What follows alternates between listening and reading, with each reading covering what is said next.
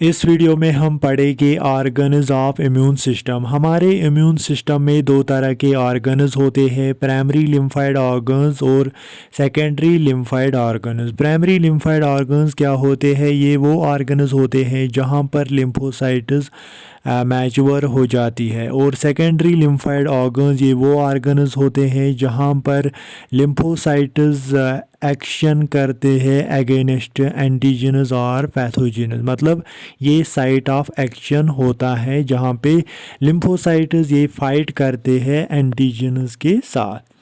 अब हम देखते हैं पहला, प्राइमरी लिम्फाइड ऑर्गन्स क्या होते हैं। प्राइमरी लिम्फाइड ऑर्गन्स हमने पहले ही बताया, ये वो ऑर्गन्स होते हैं जहाँ पर इमैच्योर लिम्फोसाइट जो है वो मैच्योर हो जाती है प्राइमरी लिम्फाइड ऑर्गन्स में। जैसे एग्जांपल है, जैसे थाइमस है primary lymphoid organ, bursa of fabricius birds में होता है, और बोन मैरो जैसे है, ये कुछ प्राइमरी लिम्फाइड ऑर्गन्स यहाँ पे है। अब हम देखते हैं वन बाय वन। पहला है थाइमस। थाइमस क्या होता है? Thymus is a bilobed lymphoid organ. ये एक बाइलोब्ड लिम्फाइड ऑर्गन होता है जो कहाँ पे होता है? अबो द हार्ट, हार्ट के ऊपर, और ये एक्सटेंड होता है into the neck on the front side of trachea. और ये कहाँ पे होता है? नेक रीजन में। कहाँ पे? फ्रंट साइड ऑफ ट्रैकिया के आगे ये होता है थाइमस। और जो ये थाइमस है इसमें कुछ लिम्फोसाइट्स बनती है, उनको बोलते हैं टी लिम्फोसाइट्स। अब है दूसरा पॉइंट। दूसरा पॉइंट क्या है? Thymus develops from third and fourth pharyngeal pouches. मतलब जो ये थाइमस होता है ये कहाँ से डेवलप होता है? From third and fourth pharyngeal pouches से ये डेवलप होता है।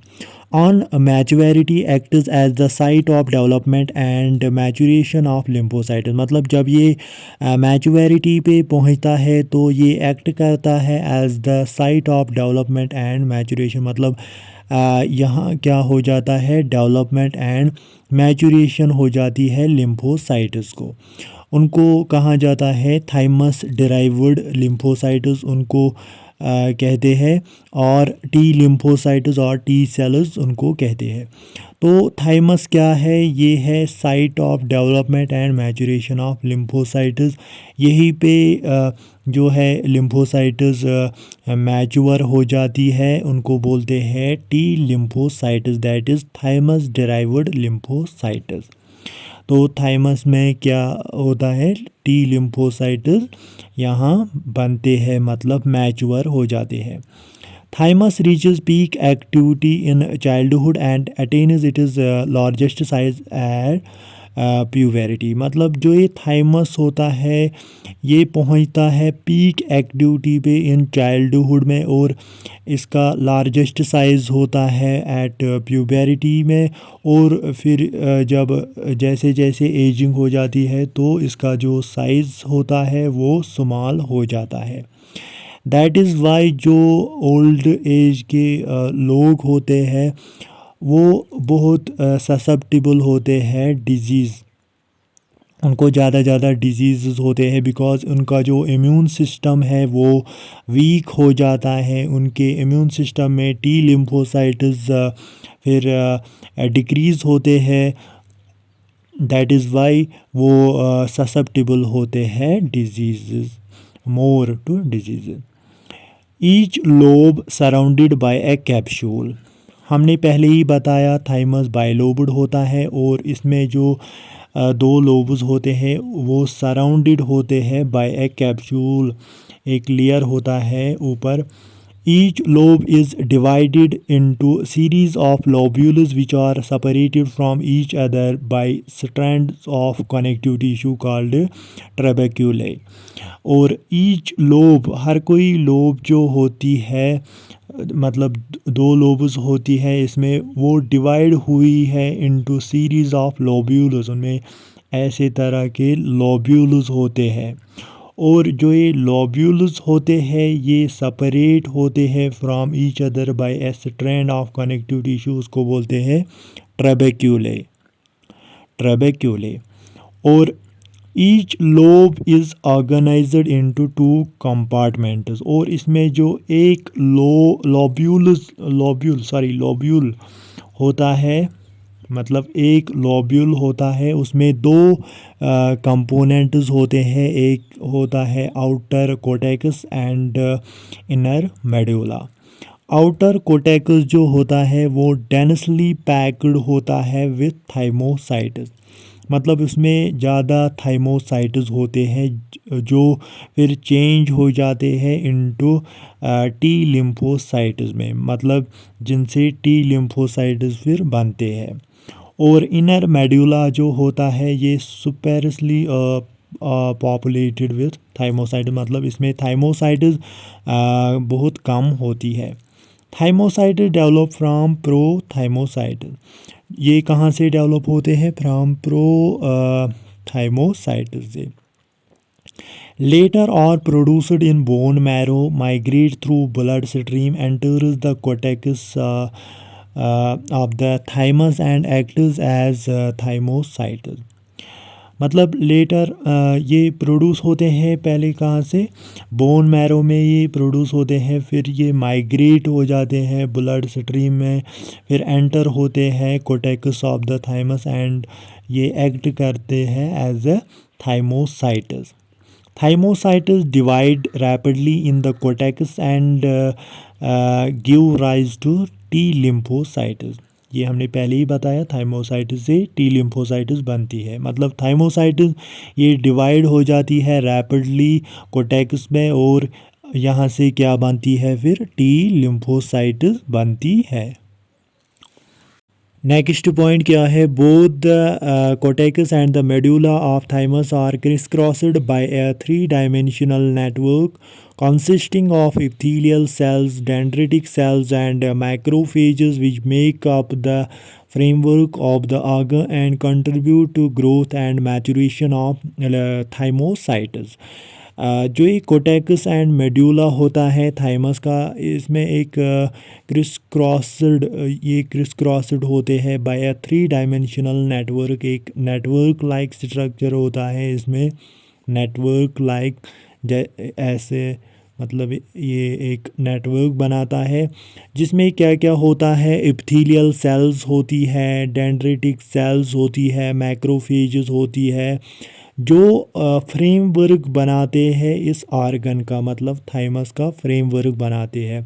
जैसे हमारी बॉडी में हमारी सेल्स जो है वो फ्रेमवर्क बनाती है, उसी की वजह से हमारी बॉडी का स्ट्रक्चर आता है। तो ऐसे ही इसका जो स्ट्रक्चर बनता है वो बिकॉज ऑफ दीज इनकी वजह से बनता है, और ये कंट्रीब्यूट करते हैं to growth and maturation of thymocytes. इनकी वजह से ही ग्रोथ एंड मैचुरेशन होता है थाइमोसाइट्स की, फिर थाइमोसाइट्स जो है उनसे टी लिम्फोसाइट्स बनते हैं। Some epithelial cells possess long membrane extensions that surround as many as 50 thymocytes. These cells are called nerve cells। मतलब कुछ एपिथेलियल सेल्स जो होती है उनमें लॉन्ग मेम्ब्रेनस एक्सटेंशंस होती है और वो सराउंडेड होती है एज मनी एज 50, मतलब उसमें कुछ थाइमोसाइट्स होती है सराउंडिंग में। These cells are called nerve cell, उनको सिंपली कहा जाता है नर्व सेल्स, कुछ सेल्स होती है इसमें। अब है फंक्शन ऑफ थाइमस की फंक्शन क्या है? Generate T lymphocytes and make them immunologically competent during their stay in organ, मतलब ये जनरेट करता है टी लिम्फोसाइट्स और उनको इम्यूनोलॉजिकली कॉम्पिटेंट बनाते हैं, मतलब मैच्योर यहाँ से वो हो जाती है।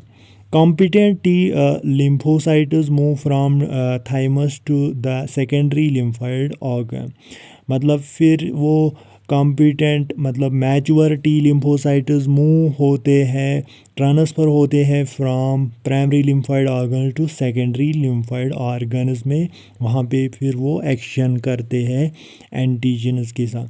अब है दूसरा Bursa of Fabricius. Bursa of Fabricius ये एक प्राइमरी लिम्फाइड ऑर्गन होता है बर्ड्स में, ये हम ज़्यादा डिस्कस नहीं करेंगे यहाँ पे। अब है तीसरा बोन मैरो। बोन मैरो क्या होता है, ये वो प्राइमरी लिम्फाइड ऑर्गन होता है जहाँ पे बी लिम्फोसाइट्स ऑरिजिनेट हो जाती है और इनकी मैचुरेशन होती है। मतलब बोन मैरो डिराइव्ड लिम्फोसाइट्स इनको कहा जाता है इन मैमल्स में, और particularly in humans and mice after birth. अब है secondary lymphoid organs. Secondary lymphoid organs क्या होते हैं, ये वो ऑर्गन्स होते हैं जहाँ पर लिम्फोसाइट्स जो है वो फाइट करते हैं एंटीजन के साथ। Lymphocytes mature, proliferate and differentiate in the primary or central lymphoid organs and then migrate through circulation in secondary or peripheral lymphoid organs। मतलब जो ये लिम्फोसाइट्स होती है वो मैच्योर हो जाती है, उनको पॉलिफिरेशन हो जाती है और डिफरेंशिएट होती है प्राइमरी लिम्फाइड ऑर्गन्स में, और फिर वो माइग्रेट होती है थ्रू सर्कुलेशन के through in secondary lymphoid organs में for action in order to fight against the antigens के साथ वो फाइट करे वहाँ पे। That is the site of action. Secondary lymphoid organ जो होते हैं ये साइट ऑफ एक्शन होते हैं। Here they bind appropriate antigen and undergo further antigen dependent differentiation. मतलब यहाँ ये बाइंड हो जाते हैं एक अप्रोप्रिएट एंटीजन्स के साथ और फर्दर एंटीजन डिपेंडेंट डिफरेंशिएशन यहाँ पे होती है। अब है वेरियस सेकेंडरी लिम्फाइड ऑर्गन्स होते हैं हमारे इम्यून सिस्टम में।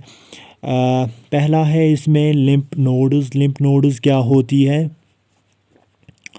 Lymph nodes are small bean-shaped structures clustered at junctions of the lymphatic vessels which are distributed throughout the body।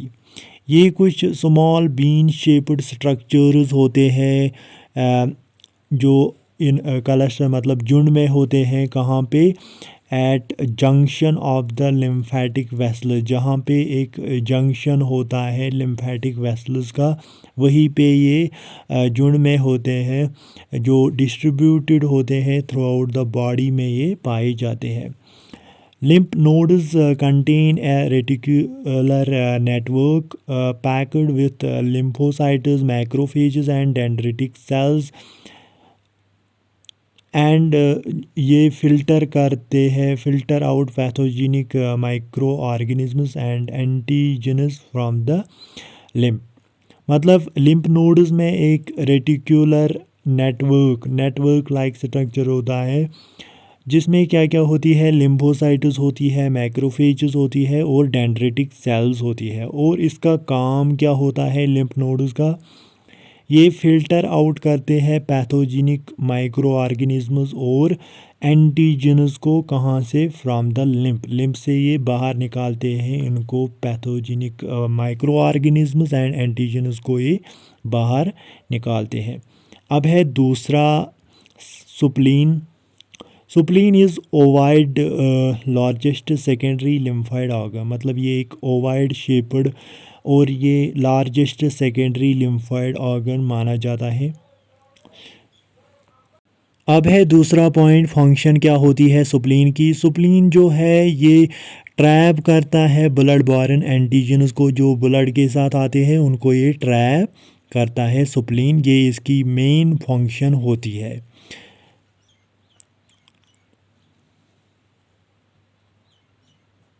Next point है इट इज़ एनकैप्सुलेटेड मतलब इसके ऊपर एक कैप्सूल होता है, कवरिंग होती है, और इसका जो ये कैप्सूल होता है वो एक्सटेंड होता है इनटू नंबर ऑफ प्रोजेक्शंस में, उनको बोलते हैं ट्रबेक्यूले टुवर्ड्स इनसाइड मतलब अंदर की तरफ, और ये बनाता है कंपार्टमेंट्स।